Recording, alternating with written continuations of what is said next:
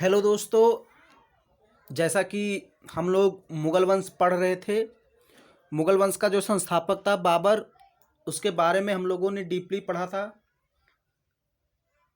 उससे रिलेटेड सारे पॉइंट, सारे कॉन्सेप्ट हमने जान लिए थे। अब हमें पढ़ना है बाबर का पुत्र हुमायूं। बाबर का पुत्र हुमायूं था, तो उसके बारे में हमको पढ़ना है। लेकिन उसके पहले मैं थोड़ा सा बाबर के बारे में और बता देता हूँ। उसके कितने पुत्र थे और उसके किन किन पत्नियों से कौन कौन से पुत्र उत्पन्न हुए थे, ये थोड़ी सी जानकारी हम लोग ले लेते हैं। उसके बाद हम हुमायूं को शुरू करेंगे। ओके दोस्तों, तो आइए हम जानते हैं बाबर की कितनी पत्नियां थीं।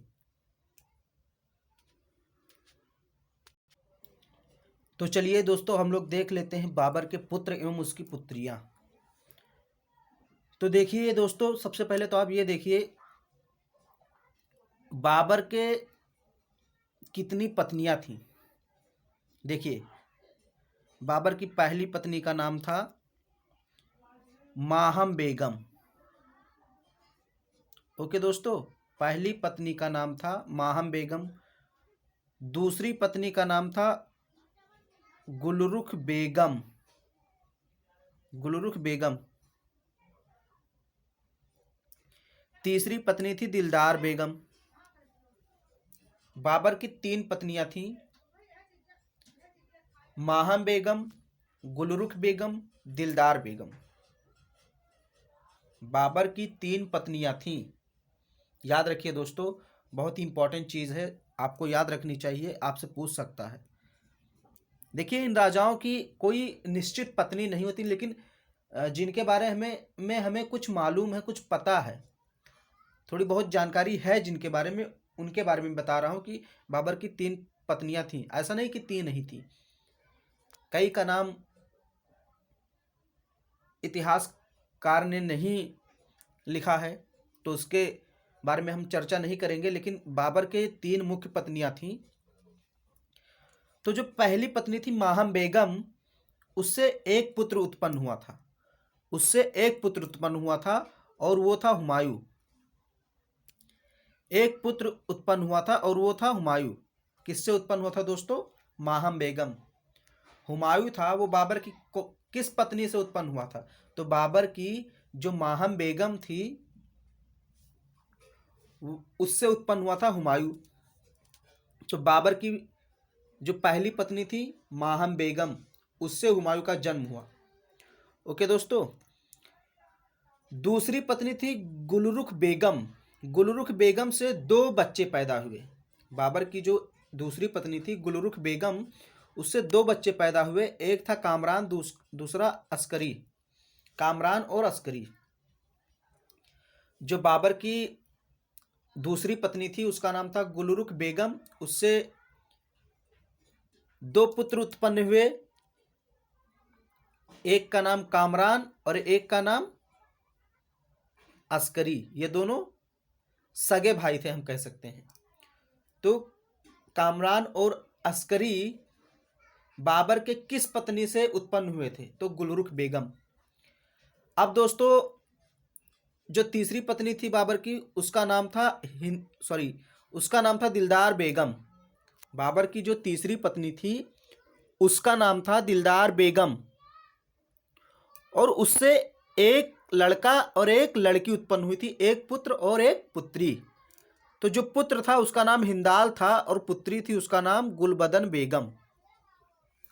तो दोस्तों याद रखिए, जो बाबर का विवाह हुआ था तीन लोगों से हुआ था, तीन पत्नियां थी उसकी। तो पहली पत्नी का नाम माहम बेगम, जिससे हुमायूं उत्पन्न हुआ। दूसरी पत्नी का नाम गुलरुख बेगम, जिससे कामरान और अस्करी उत्पन्न हुए। तीसरी पत्नी का नाम दिलदार बेगम था, जिससे हिंदाल पुत्र और पुत्री गुलबदन बेगम उत्पन्न हुई। जो तीसरी पत्नी थी उसके भी दो संतान हुए, एक तो पुत्र एक पुत्री। तीसरी पत्नी दिलदार बेगम से दो संतान हुए, एक पुत्र जिसका नाम हिंदाल और एक पुत्री जिसका नाम गुलबदन बेगम। तो दोस्तों ये रही कहानी बाबर के पुत्र एवं पुत्रियों की।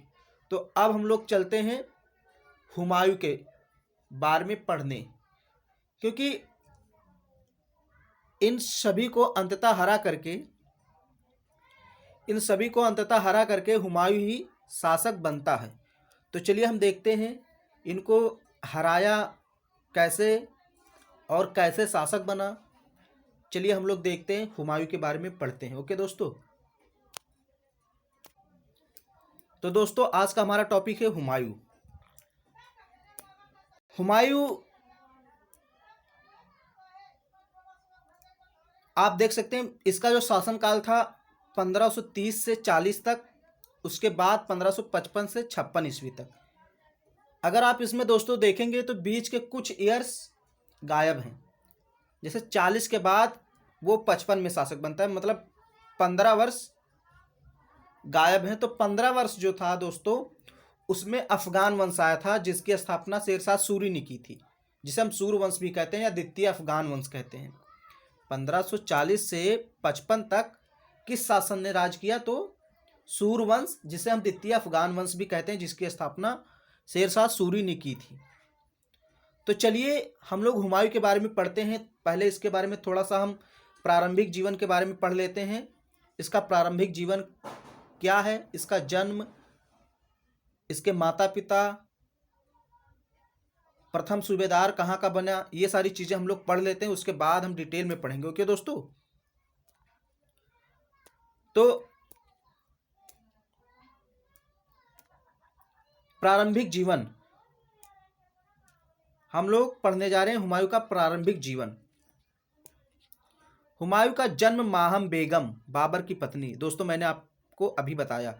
तो हुमायूं का जन्म माहम बेगम जो बाबर की पत्नी थी, उसके गर्भ से 6 मार्च 1508 ईस्वी को, 6 मार्च 1508 ईस्वी को, दोस्तों ये डेट याद रखिए, 6 मार्च 1508 ईस्वी को, 6 मार्च 1508 ईस्वी को हुमायूं का जन्म हुआ था। कहाँ हुआ था दोस्तों? कहाँ हुआ था? तो काबुल में हुआ था। प्रारंभिक जीवन के बारे में जब हम पढ़ेंगे तो सबसे पहले हुमायूं का जन्म आता है। हुमायूं का जन्म माहम बेगम जो बाबर की पत्नी थी, उसी के गर्भ से 6 मार्च 1508 ईस्वी को काबुल में हुआ था। आगे देखते हैं दोस्तों। तो मैंने आपको पहले ही बता दिया था दोस्तों कि बाबर के 4 पुत्र थे। बाबर के 4 पुत्र थे दोस्तों, हुमायूं, कामरान, अस्करी और हिंदाल, और एक पुत्री थी गुलबदन बेगम। तो हम यहाँ पुत्र की बात कर रहे हैं। उसके 4 पुत्र थे, हुमायूं, कामरान, अस्करी और हिंदाल। हुमायूं सबसे बड़ा था। इनमें से हुमायूं को क्या था? सबसे बड़ा था दोस्तों। हुमायूं चारों भाइयों में सबसे बड़ा था। बाबर ने अपनी मृत्यु से पूर्व अपने चारों पुत्रों में से हुमायूं को अपना उत्तराधिकारी नियुक्त किया था। तो बाबर ने मरने से पहले अपने चारों पुत्रों में से हुमायूं को अपना उत्तराधिकारी नियुक्त किया था। ये बात ध्यान रखिए। हुमायूं 12 वर्ष की आयु में बदख्शां का सूबेदार बना। बहुत इंपॉर्टेंट लाइन, बहुत इंपॉर्टेंट लाइन है दोस्तों। हुमायूं कितने वर्ष की आयु में बदख्शां का सूबेदार बना? तो 12 वर्ष की आयु में। या फिर आपसे इस तरह पूछ सकता है कि हुमायूं सबसे पहले कहाँ का सूबेदार बना? तो बदख्शां का सूबेदार बना। तो ये देखिए, मैंने इसको थोड़ी सी ब्रैकेट में कर दिया ताकि आप इस पर ज़्यादा ध्यान दें और इसको सही से देखें। हुमायूं 12 वर्ष की आयु में बदख्शां का सूबेदार बना था। ओके दोस्तों, अब हम चलते हैं कि हुमायूं गद्दी पर कैसे बैठा, कब बैठा। ओके दोस्तों, थोड़ा सा देख लेते हैं। देखिए दोस्तों, हुमायूं का राज्याभिषेक कैसे होता है।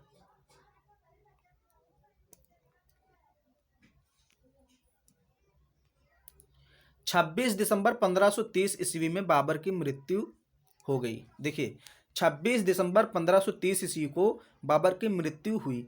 अगर आपने पहला लेक्चर या हम कहें जो बाबर था उसके बारे में नहीं पढ़ा तो प्लेलिस्ट में आप जाइए, वहाँ पर आपको मिल जाएगा। हिस्ट्री का एक प्लेलिस्ट मैंने बना दिया है, अगर आप जाएंगे तो वहाँ पर आपको मिल जाएगा। बाबर के बारे में मैंने 4 पार्ट में सारी चीज़ें बता दी हैं, उससे जितने भी तथ्य रिलेटेड थे मैंने सारे तथ्यों को बता दिया है। तो मैंने कहा 26 दिसंबर 1530 ईस्वी में बाबर की मृत्यु हो जाती है। उसके 4 दिन बाद, याद रखिए, उसके 4 दिन बाद ही 23 दिसंबर 1530 30 दिसंबर 1530 ईस्वी को 22 वर्ष की आयु में आगरा में हुमायूं का राज्याभिषेक किया गया। दोस्तों फिर से एक बार पढ़ लीजिए। 26 दिसंबर 1530 ईस्वी में बाबर की मृत्यु के बाद, यानी 26 दिसंबर 1530 ईस्वी को जब बाबर की मृत्यु होती है, उसके 4 दिन बाद 30 दिसंबर, ये डेट याद रखिए दोस्तों, 30 दिसंबर 1530 ईस्वी को 22 वर्ष की आयु में 22 वर्ष की आयु में आगरा में हुमायूं का राज्याभिषेक हुआ। कहाँ हुआ? आगरा में। हुमायूं का राज्याभिषेक आगरा में हुआ। हुमायूं का राज्याभिषेक आगरा में हुआ। दोस्तों देखिए दोस्तों, शासक बनने के बाद जब हुमायूं शासक बना तो हुमायूं ने अपने भाइयों को भूप्रदेश प्रदान किए। अपने भाइयों को भूप्रदेश प्रदान किए, इसका मतलब यह है दोस्तों, देखिए जब बाबर की मृत्यु हुई थी, या फिर हाँ, जब बाबर की मृत्यु हुई तो मृत्यु के पूर्व ही, यानी जब मृत्यु नहीं हुई थी उसके पहले ही बाबर ने हुमायूं को उत्तराधिकारी नियुक्त कर दिया था। मैंने पहले ही बताया। बाबर ने उस समय हुमायूं से कहा था कि बेटा, अपने सभी भाइयों के साथ, चाहे वो तुम्हारे सगे हों या सौतेले हों, समान व्यवहार करना, उनसे मिलजुल कर रहना।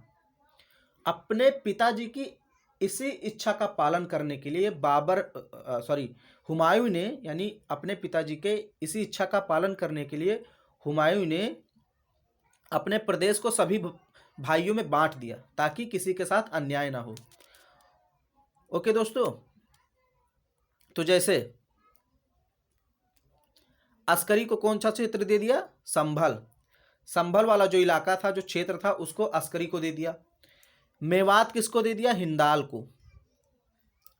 को मेवात दे दिया।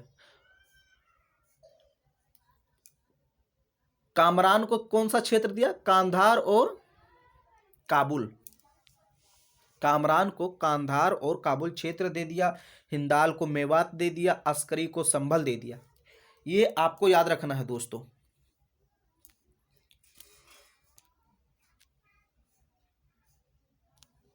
ये देखिए दोस्तों, अस्करी को संभल, हिंदाल को मेवात, कामरान को कांधार और काबुल। देख लीजिए दोस्तों, कामरान में भी का है, कांधार और काबुल में भी का है, तो का वाले को का मिला, का वाले को का मिला, यानी कामरान को कांधार और काबुल मिला, हिंदाल को मेवात का क्षेत्र मिला, अस्करी को संभल का मिला।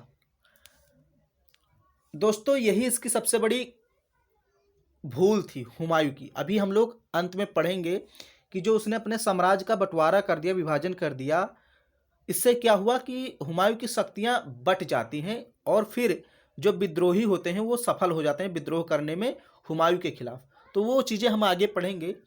आइए अब हम लोग जानते हैं हुमायूं की प्रारंभिक कठिनाइयां क्या थी। आइए दोस्तों,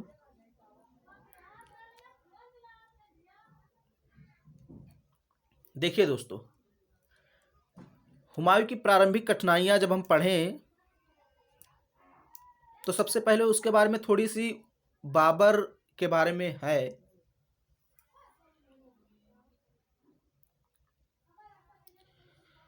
देखिए, राज्याभिषेक के बाद हुमायूं को अनेक आंतरिक कठिनाइयों का सामना करना पड़ा। जब राज्याभिषेक हुआ उसके बाद हुमायूं को अनेक आंतरिक कठिनाइयों का सामना करना पड़ा। मतलब उसके साम्राज्य में ही जो उसके आसपास में ही कठिनाइयाँ थी उनका सामना करना पड़ा। ऐसा नहीं कि किसी विदेशी सेना ने आक्रमण कर दिया, बल्कि उसके जो आसपास आंतरिक समस्याएं थीं उन्हीं का सामना करना पड़ा। जैसे कालांतर में उसके भाइयों ने उसका साथ नहीं दिया। कालांतर में जब विद्रोही हुमायूं के खिलाफ विद्रोह करने लगते हैं तो उसके भाई ही, हुमायूं के भाई ही हुमायूं का साथ नहीं देते हैं। हुमायूं के सबसे बड़े शत्रु अफगान थे, क्योंकि वह बाबर के समय से ही मुगलों को भारत से खदेड़ने के लिए प्रयत्नशील थे। मैंने आपको बाबर वाले चैप्टर में पढ़ाया है दोस्तों कि बाबर ने अफगान शासक इब्राहिम लोदी को पानीपत के प्रथम युद्ध में हराया था। तो इब्राहिम लोदी था अफगान। तो दोस्तों वहाँ पर इब्राहिम लोदी हार तो गया था, लेकिन अफगानों की शक्ति समाप्त नहीं हुई थी, वो पुनः संगठित होने लगे थे और मुगलों को भारत से बाहर खदेड़ने के लिए प्रयत्नशील थे। बाबर अपने साम्राज्य को संगठित करने और उसकी उचित व्यवस्था करने में सफल नहीं हुआ था। दोस्तों यहाँ पर कह रहा है कि बाबर अपने साम्राज्य को संगठित करने और उसकी उचित शासन व्यवस्था करने में सफल नहीं हुआ था। क्यों नहीं हुआ था दोस्तों? क्योंकि बाबर का जो शासनकाल था, ध्यान से सुनिए दोस्तों, क्योंकि जो बाबर का शासनकाल था वो मात्र 4 वर्ष का था। अब 4 वर्ष तो 1 वर्ष उसने मतलब आप देखेंगे तो 26 में, 27 में, 28 में, 29 में 4 वर्ष तक युद्ध ही लड़े, तो अब अपने साम्राज्य को संगठित कैसे कर पाएगा? 26 में पानीपत, 27 में खानवा, 28 में चंदेरी, 29 में घाघरा का युद्ध।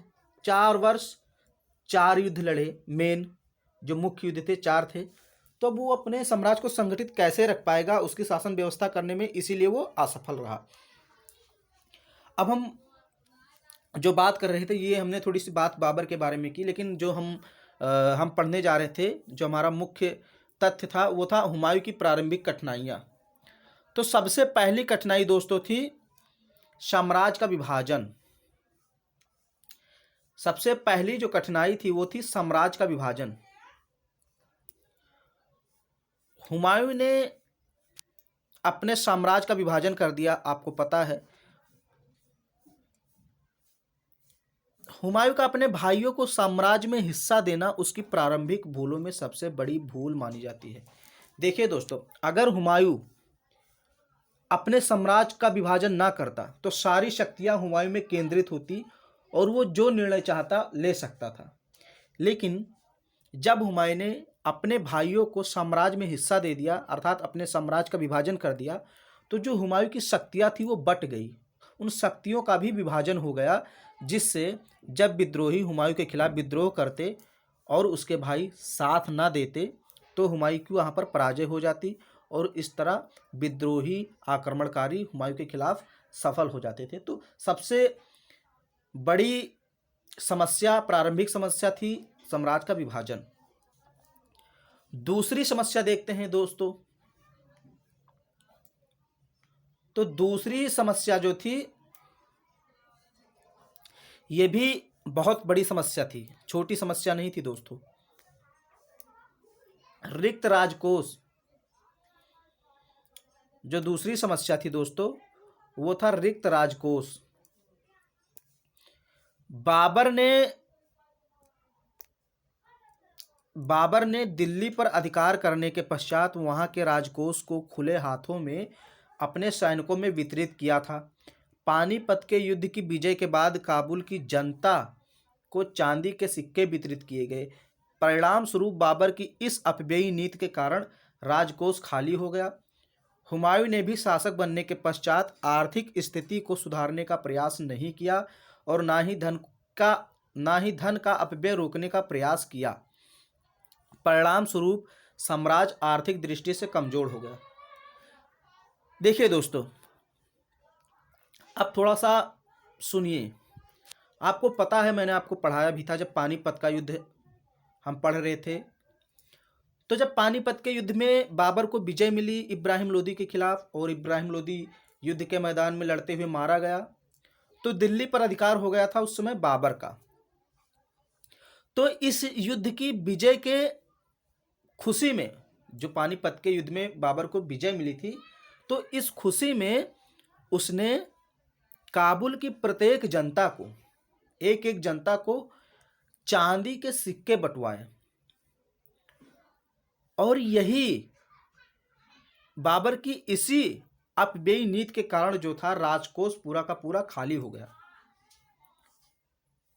और इसके बाद हुमायूं जब शासक बनता है तो ये भी आर्थिक स्थिति को सुधारने का कोई प्रयत्न नहीं करता है, धन के अपव्यय को रोकने का प्रयास नहीं करता है। परिणाम यह होता है कि साम्राज्य पंगु हो जाता है, एकदम कमजोर हो जाता है, आर्थिक दृष्टि से अपंग हो जाता है। तो ये था दूसरा कारण दोस्तों, या हम कहें उसकी प्रारंभिक समस्याओं में दूसरी समस्या थी। अब चलिए हम लोग देखते हैं तीसरी समस्या क्या थी। दोस्तों तीसरी समस्या जो काफ़ी इम्पोर्टेंट समस्या थी, इस समस्या से भी काफ़ी हानि हुई हुमायूं को। देखिए, बाबर ने खानवा के युद्ध में राणा सांगा को परास्त किया था। बाबर ने खानवा के युद्ध में राणा सांगा को परास्त किया था। आप जानते हैं खानवा का युद्ध 1527 ईस्वी में लड़ा गया था। राजपूत राणा सांगा उसमें हार गया था, बाबर विजयी हुआ था। तो बाबर के देखिए वहां पर राणा सांगा हार गया था, लेकिन इससे क्या हुआ, जो राजपूत थे वो एकदम टूट नहीं गए, वो अभी भी संगठित होने लगे। अब वो संगठित होने लगे थे, और इस बार जो राजपूतों का नेता था वो राणा सांगा का पुत्र रतन सिंह था। राणा सांगा का पुत्र कौन था? रतन सिंह। जब बाबर था तो उससे किसने लड़ा? राणा सांगा ने। अब जब बाबर का पुत्र हुमायूं आया तो इधर राणा सांगा का पुत्र रतन सिंह आ गया। तो अब जो राजपूत थे वो संगठित होने लगे, संगठन बनाने लगे, और उनका नेतृत्व कौन कर रहा था? रतन सिंह। और ये भी इच्छुक थे कि मुगलों को भारत से भगा दिया जाए, निकाल दिया जाए। जो मुगलों को भारत से निष्कासित करने के लिए दृढ़ संकल्पित थे। ओके दोस्तों, तो चलिए हम लोग चौथी समस्या पढ़ते हैं, देखते हैं क्या थी। चौथी समस्या थी अफगान समस्या।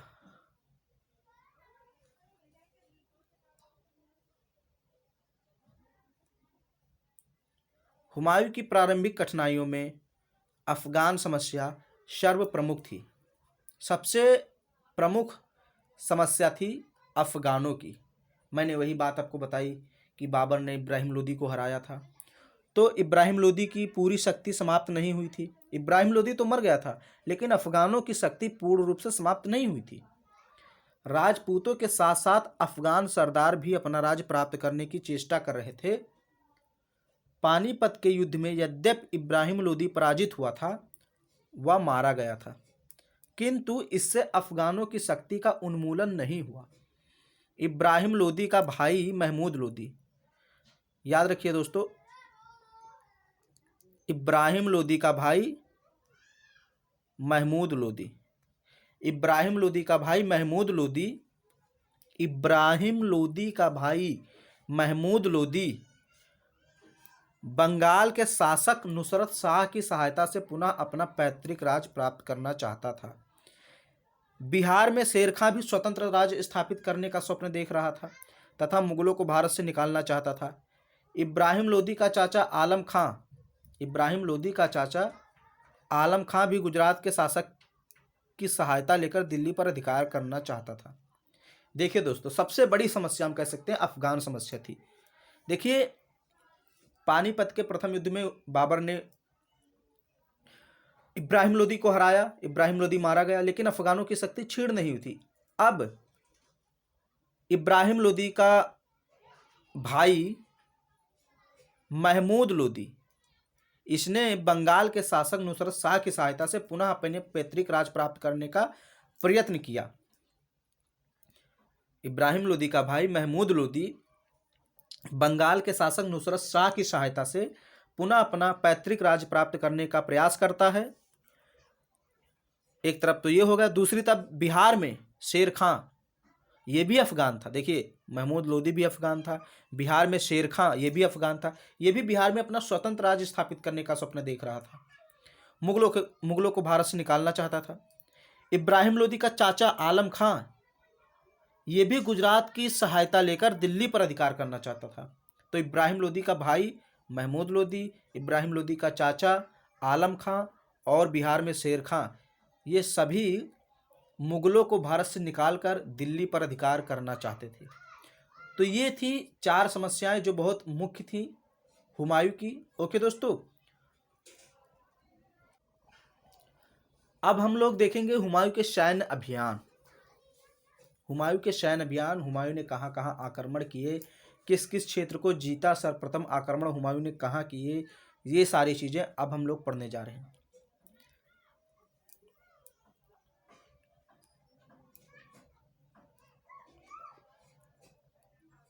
हुमायूं के सैन्य अभियान की जब हम बात करते हैं,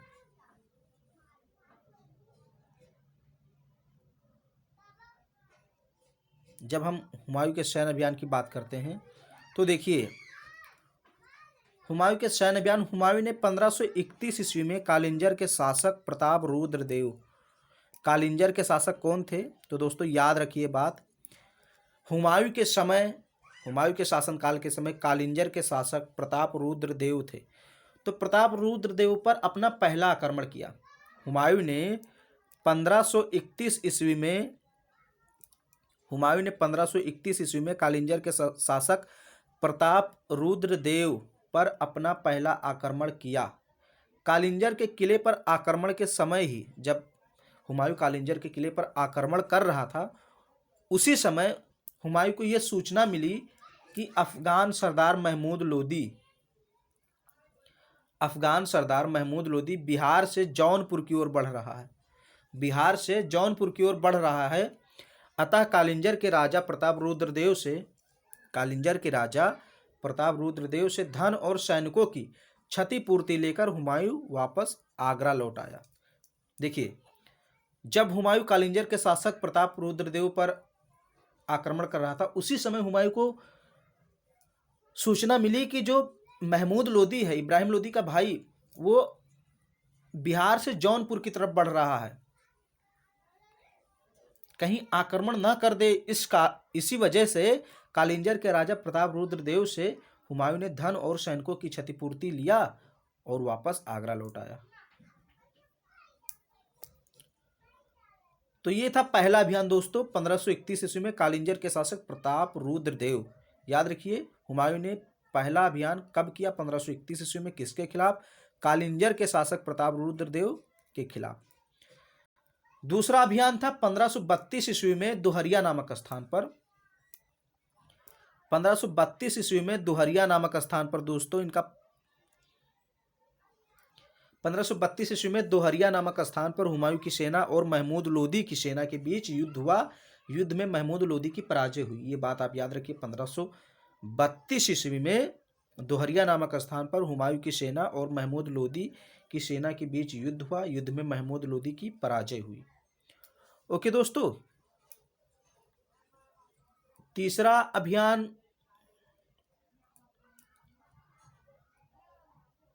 1532 ईस्वी में चुनार किले का घेरा डाला। 1532 ईस्वी में चुनार किले का घेरा डाला। चुनार किले पर आक्रमण के समय यह किला अफगान नायक शेर खां के अधीन था। जब हुमायूं ने चुनार के किले पर घेरा डाला, उस समय यह किला किसके अधिकार में था, शेर शाह सूरी यानी शेर खां के अधीन था। 4 महीने तक इस किले को घेरे रहा, मतलब 4 महीने लगातार किले को घिरे रहने के बाद शेर खां एवं हुमायूं में एक समझौता हो गया। हुमायूं ने 4 महीने तक उस किले को घेरे रखा, फिर जाके शेर खां और हुमायूं के मध्य एक समझौता होता है। समझौता ये होता है दोस्तों कि शेर खां ने अपने पुत्र कुतुब खां को, शेर खां ने अपने पुत्र कुतुब खां को एक अफगान सैनिक टुकड़ी के साथ मुगल दरबार में भेजना स्वीकार किया। दोस्तों यहाँ पर मुगल दरबार छूट गया है। तो शेर खां ने अपने पुत्र कुतुब खां को एक अफगान टुकड़ी के साथ कहा कि शेर खां ने कहा जो हमारा बेटा है वो एक सैनिक टुकड़ी के साथ आपके दरबार में जाएगा और आपके दरबार की ओर से, मतलब आपके साम्राज्य की ओर से लड़ेगा, युद्ध करेगा। मतलब यहाँ पर कहीं ना कहीं शेरशाह ने काफी बुद्धिमानी का परिचय दिया। इससे क्या होगा, जो कुतुब खां है, शेर खां का बेटा, वो मुगल वंश हुमायूं के साम्राज्य में जाएगा, वहां की सारी जानकारी गुप्त रूप से देगा। किसको, अपने पिताजी को, शेरशाह को। तो यहाँ पर थोड़ा सा बुद्धि का इस्तेमाल किया शेरशाह ने और अपने पुत्र को एक सैनिक टुकड़ी के साथ मुगल दरबार में भेजने का प्रस्ताव स्वीकार कर लिया। बदले में क्या हुआ, हुमायूं ने चुनार का किला शेरशाह के अधिकार में छोड़ दिया। हुमायूं ने कहा, अब ये देखिए, हुमायूं को ऐसा लगा कि इसने हमारी अधीनता स्वीकार कर ली है, जबकि ये शेरशाह सूरी की चाल थी। उसने अपने बेटों को उसके दरबार में, मुगल दरबार में भेजना स्वीकार कर लिया हुमायूं के, क्योंकि ये शेरशाह की एक चाल थी। लेकिन हुमायूं ने क्या समझा कि इसने, यानी अब इसका बेटा मेरे दरबार में एक सैनिक टुकड़ी लेकर आएगा, यानी इसने हमारी अधीनता स्वीकार कर ली। और इसी खुशी में शेरशाह से वो किला लेने का प्रयत्न जो था वो छोड़ दिया। कहा, ये किला रखो, चुनार का किला अपने पास ही रखो। और हुमायूं वापस लौट गया। ओके दोस्तों,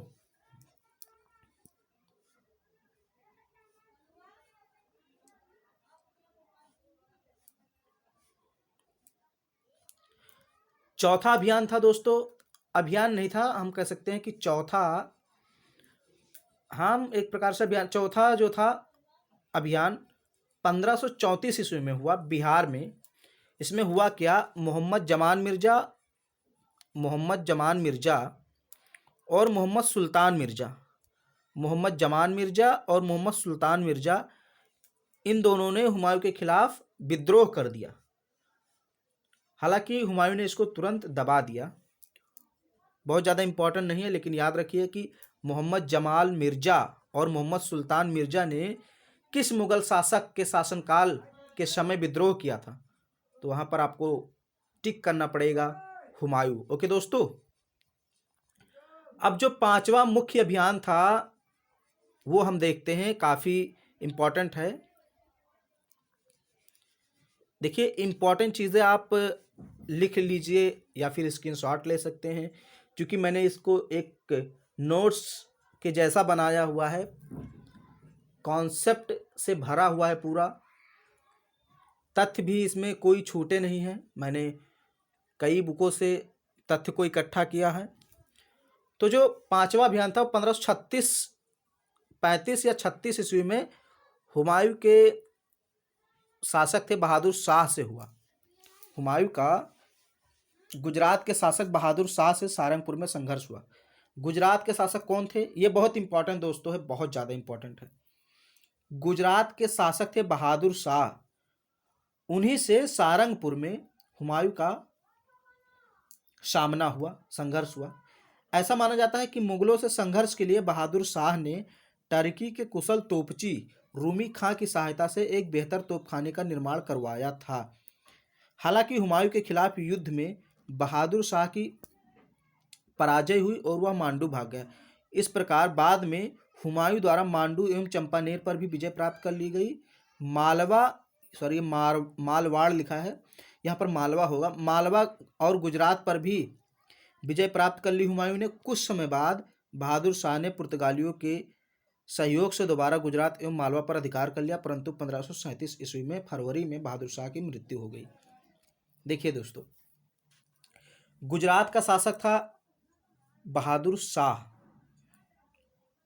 1535-36 ईस्वी में हुमायूं ने गुजरात के शासक बहादुर शाह से सारंगपुर में संघर्ष किया, आमना सामना किया।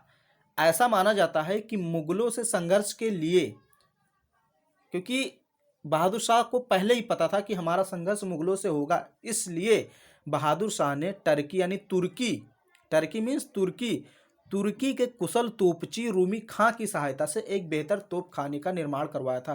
तोपों का निर्माण करवा रखा था बहादुर शाह ने, ताकि मुगल जब आक्रमण करें तो हम उन्हें तोप से दागें। हालांकि हुमायूं के खिलाफ युद्ध में बहादुर शाह की पराजय हुई और इस प्रकार जो बहादुर शाह था वो पराजित हुआ और मांडू भाग गया।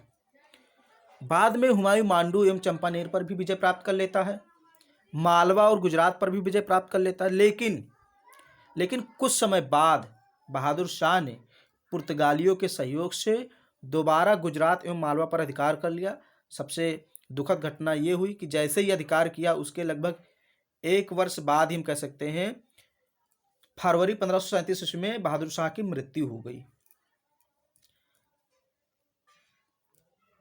1537 ईस्वी में हुमायूं पूरब की ओर बढ़ा, छठा अभियान था। 1537 ईस्वी में हुमायूं पूरब की ओर बढ़ा और उसने चुनारगढ़ पर घेरा डाला, जहां कुतुब खां ने शेर खां की योजना के अनुसार हुमायूं को अधिक से अधिक समय तक रोक रखने का निश्चय कर रखा था। 6 माह के पश्चात हुमायूं, यहाँ जहाँ हमारा लिखा है दोस्तों या हमारे लिखा है, यहाँ पर हुमायूं होगा। हुमायूं ने पूरब का द्वार कहा जाने वाले चुनार दुर्ग पर विजय प्राप्त कर ली।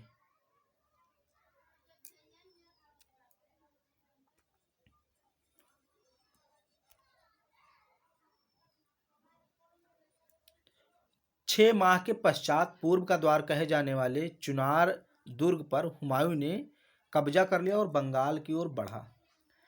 देखिए दोस्तों, 1537 ईस्वी में हुमायूं पूरब की ओर बढ़ा और उसने चुनारगढ़ पर घेरा डाला। तो शेर खां ने अपने बेटे, अपने पुत्र कुतुब खां को बता रखा था पहले से ही कि जब हुमायूं चुनारगढ़ किले पर घेरा डालेगा तो कम से कम उसे 6 महीने रोके रखना, ताकि हमें मतलब तैयारी करने का मौका मिल जाए। तो वही वही हुआ। जब हुमायूं ने चुनारगढ़ का घेरा डाला तो कुतुब खां ने शेर खां की योजना के अनुसार हुमायूं को अधिक से अधिक समय तक रोक रखने का निश्चय किया था, रोके रखा। लेकिन 6 माह बाद क्या हुआ, पूरब का द्वार कहे जाने वाले चुनार दुर्ग पर हुमायूं ने अधिकार कर लिया और बंगाल की ओर बढ़ा। अब दोस्तों इसके बाद मुख्य अभियान आते हैं चौसा का युद्ध, कन्नौज का युद्ध, जो हम लोग डीपली पढ़ेंगे नेक्स्ट पार्ट में। चूंकि ये लेक्चर काफ़ी लंबा हो गया है, तो इसलिए हम लोग उसको दूसरे पार्ट में पढ़ेंगे। तो अगर दोस्तों ये वीडियो आपको पसंद आया तो हमारे चैनल को सब्सक्राइब कीजिए, हमारे वीडियोस को लाइक कीजिए और शेयर कीजिए अपने दोस्तों में। ओके दोस्तों, तो धन्यवाद दोस्तों, बहुत बहुत धन्यवाद आपका।